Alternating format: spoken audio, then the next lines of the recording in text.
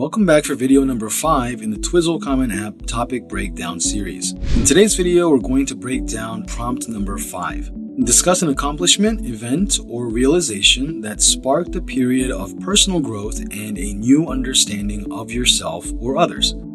Be careful with this topic because a lot of students tend to only read the first half of this prompt and then write a very good essay about their list of accomplishments. Some will even make sure to avoid repeating information seen in their transcripts. But forgetting the part about personal growth and a new understanding of yourself or others is the same thing as writing an essay for the wrong prompt. You're not answering what the question has asked you. If you remember to make the personal reflection a central part of your essay, then this is a great essay to explain a transformative period during high school. Since every high school student experiences changes in their years at school, this is going to be a topic that should be immediately accessible for every student.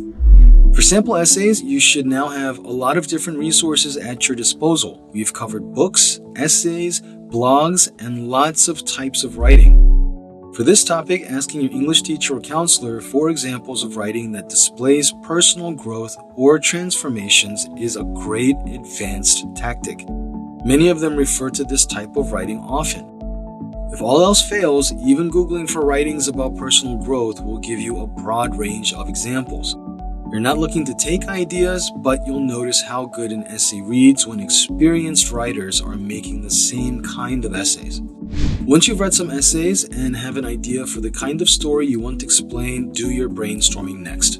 You know there are going to be accomplishments in this essay, but you need to explain how it changed some major part of you or your understanding of your place in the world. The number of paragraphs and sentences are never important since you can add 3 or 4 sentences for a single brainstorming note as you write it out. You do the brainstorming to be able to have that outline entirely planned out. You can even start planning out if you're going to begin with a curious tone, move on to excited, and then finish with a confident conclusion about your future goals and your understanding of yourself. Right, so before you do all of that, you're going to need the brainstorming to build out your outline. Let's try something different in today's outline with a couple of expressed interests that we haven't covered yet. One student who wants to go into a future in law, and one who is an artist interested in going to a top school to continue learning about art. An event that has been so prominent lately has been COVID, its impact on education, and the opportunities that existed for students to engage the community with outreach activities. Let's look at 2 very strong packages for this topic that both talk about COVID as their period of growth, but in completely different ways. In this first outline, you can see that the structure is very different from our previous outlines. We have a long introduction discussing Mr. Reese. In paragraph 1, the writer explains how COVID has affected their life as a student, but continues to highlight Mr. Reese's influence on them. Note that this essay is very similar to topic number 1, but focuses on the growth period being the time spent working with Mr. Reese. Also, the writer chose not to write prompt number 4, which seems like a perfect fit for Mr. Reese. However, the resulting writing may not have been as effective or felt as natural. A great essay here would highlight the fact that there are several events being explained, since they all tie back to the same theme of achieving something due to the personal realization that the author experiences through Mr. Reese's assistance. Descriptions of the activities would go into great detail about the legal ramifications of their efforts and tie everything back to a political science or legal interest. The entire essay answers the prompt at several different parts and then unifies it all into the same central unified theme. But what if there is another student and this student likes this topic for a completely different reason? We haven't looked at art students, and this is new since artists have an additional variable of being considered largely based on their portfolios. However, what about an essay that connected the stories of the pieces in their portfolio into an essay that aligned with this theme for number 5? That could look something like this. Since they will be submitting several pieces of work in their package, the student would be able to produce some incredible stories by talking about the changes in their methodology and philosophy throughout their pieces.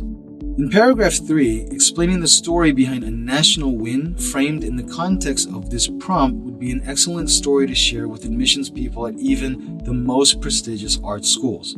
However, any when framed this way would be effective simply because of the planning involved to make it fit the essay. Looking at these essays side by side, there's no question about what field the students are interested in. They also have a string of accomplishments in their respective fields.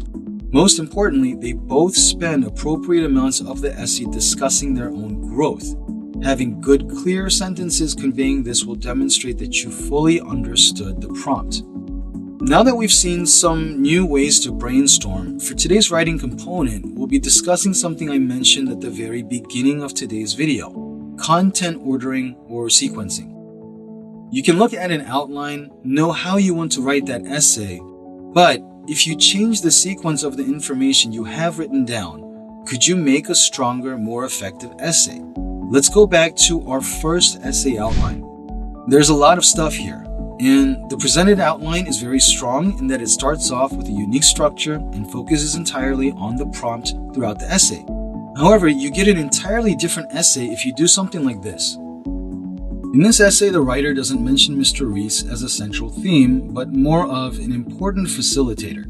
The period of growth is only stated in the very large first paragraph, but paragraph 2 is an introspection of the writer's growth. There are multiple statements explaining how their way of thinking changed due to their experiences in COVID and the school debate club. Interestingly, the writer has lumped these two activities together and simply used the time spent doing those activities as the period of growth. Now the writer feels like there should be a slightly changed conclusion by spending more time talking about how the growth influenced their expressed interest related to the project that resulted in the local award. Both of these layouts make very strong essays, and a student's personal preference would be fine. Remember, both layouts answer the prompt fully, and it would depend on the quality of the writing. Regardless, you'll find it much easier to write when you know exactly what the sequence of information will be. We'll stop here for today. Remember that content ordering is important for basically every type of writing that you do, but it's particularly important for competitive college essays because of the amount of time that they give you to prepare. In the next video, we're going to go over prompt number 6. Remember to sub and like if you're finding these videos useful. See you next time, and thank you for watching.